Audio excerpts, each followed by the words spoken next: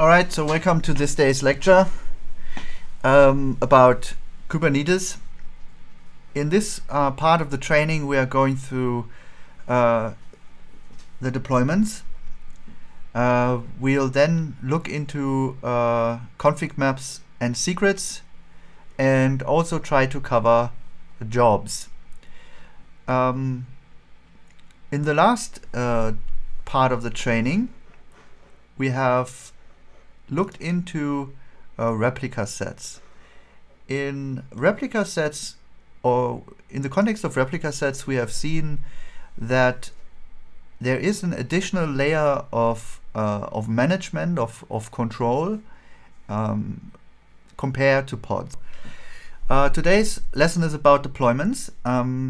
After looking into pods and replica sets in the last sessions, we will now see that how replicas actually create a layer on top of pods that will give you control, for example, by providing a pod template so that you can create a replica set with multiple replicas, which means several instances of your pod. We have also seen that creating a new version of an application with replica sets can be challenging, or we will look at this in a few minutes to be more precise. And we will then see how deployments provide more flexibility and more control than replica sets. So let's dive into it. All right, so let's start by opening a shell. So back on track.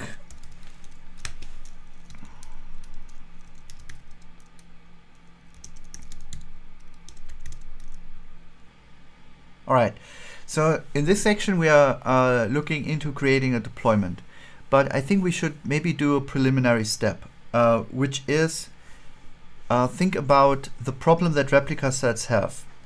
So the deployment actually uses the same web application we have used before. So if you go back to the replica set chapter, there's a link to a GitHub repository where there's a very, very simple Go app. So there are, I think, branches, green and blue. And if we look into these branches,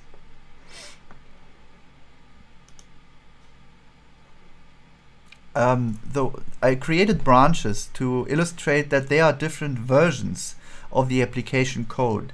All they do is they will differ in the string they'll output. So one says I'm green and the other says I'm blue. The direct association is a very, very bad techno song from the 90s or the 2000s.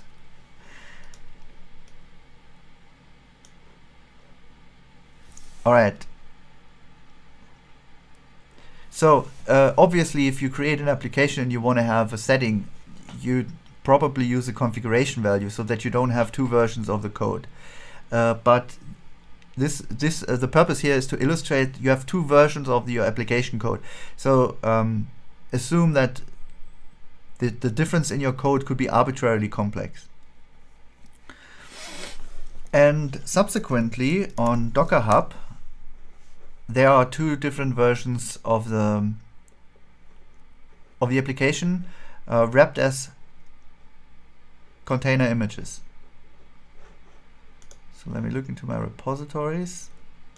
It's one of the sample applications, or simple applications, or simple sample applications. Yeah, simple Go web. Then you can see that there are two tags, blue and green. And the terminology blue and green, they are usually used as part of blue-green deployments. We'll come to that later. In this context, it's good enough to assume that there are two different versions of the application. So one says I am green, the other says I am blue.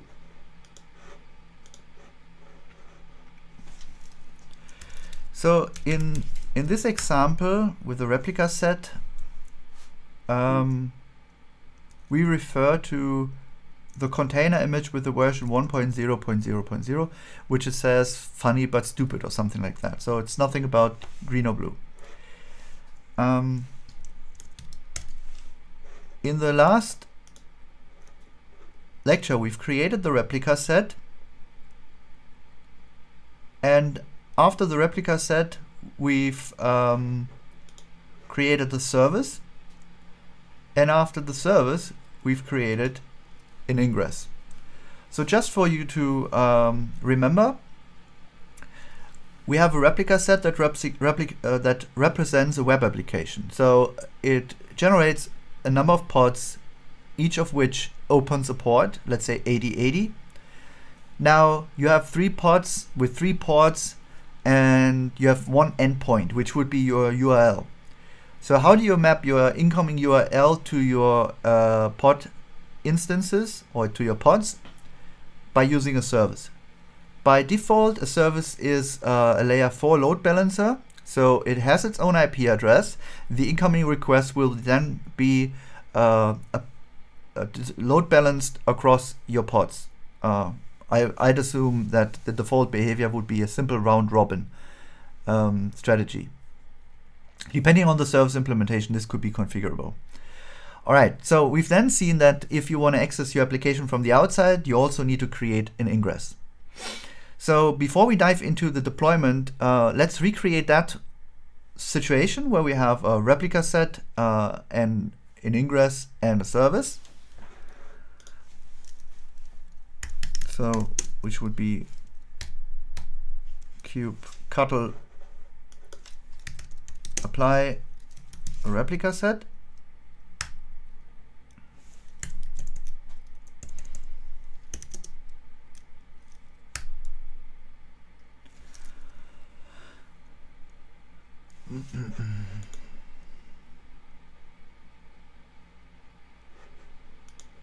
We also have to create a secret because the ingress requires, it's already there, because the ingress requires an SSL certificate, which will be provided to it as a secret.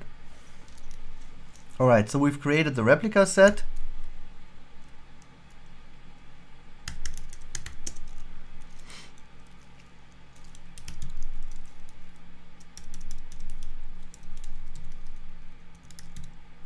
And we create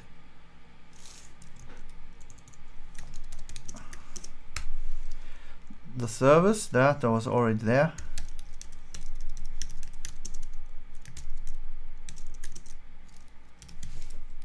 I've deleted some of the resources, but not all of them. Ingress was already there.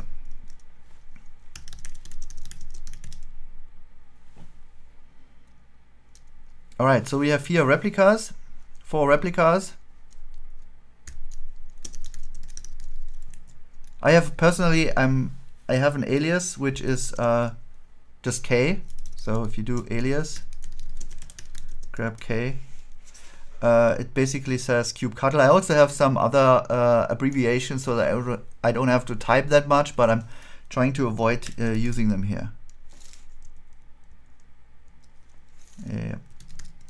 Okay, kubectl get ingresses. So here's our web application. See whether it works. It's stupid but funny.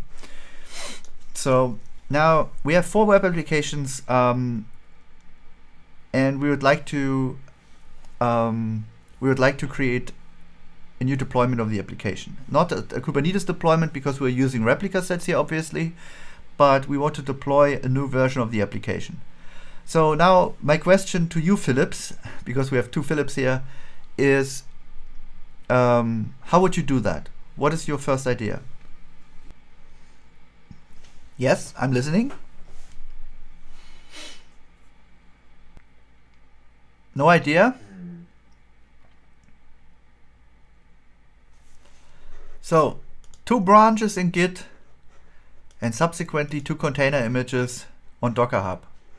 This is the one that's deployed, and we'll go with, let's say blue first. Which file do you want me to look at?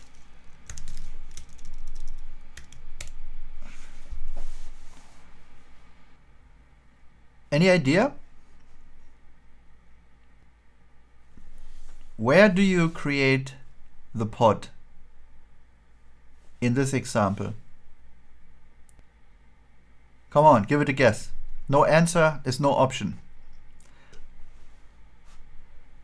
I'm not quite sure whether I understood the question correctly. That's currently my problem. There's a web application running as a replica set. It's online, obviously. And I want to create, that is currently the version 1.0.0.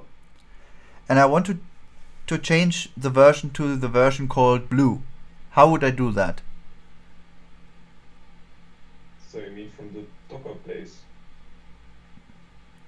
I mean, we do have a Docker image that is tagged with blue.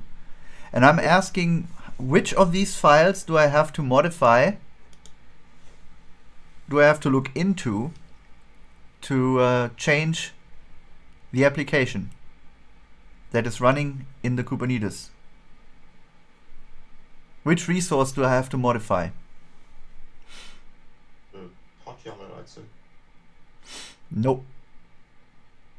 I understand why you're saying that, but these pod YAMLs were created during the pod exercises of the earlier lecture. Where do you... The Ingress one, I think. No. The Ingress creates a layer 7 load balancer that will route incoming requests to the layer 4 load balancing service. The layer 4 load balancing service will route its traffic to the pods of the replica set. So where do you have to modify the pods? Where's the pod definition?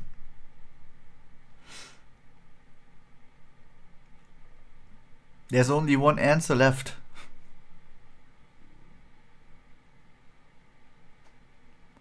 Sam's one. Yeah, no, that's exactly The namespace YAML. No, now you've guessed everything but the right one. There were two wrong answers left. No, because I already explained what the service is. I said the service is a layer 4 load balancer that balances the incoming requests to the replica sets pods.